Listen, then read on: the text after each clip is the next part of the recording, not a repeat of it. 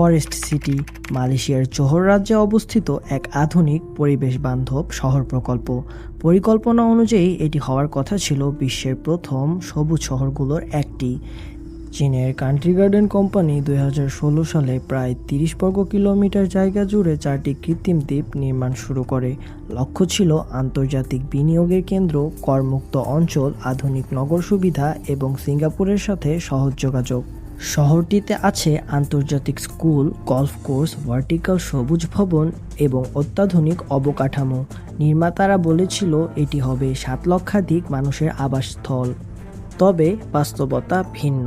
প্রতিশ্রুতির তুলনায় প্রকল্পটির অগ্রগতি ধীর। জনবসতি গড়ে ওঠেনি প্রত্যাশিতভাবে। বর্তমানে একে গোস্ট সিটি বা ভূতের শহর হিসেবেও উল্লেখ করেছে অনেকেই। বর্তমানে মালয়েশিয়ার সরকার শহরটিকে পুনরুজ্জীবিত করতে স্পেশাল ফাইন্যান্সিয়াল জোন গড়ে তোলার পরিকল্পনা নিয়েছে। ফরেস্ট সিটি এক বিশাল স্বপ্ন যার ভবিষ্যৎ এখনও অনিশ্চিত।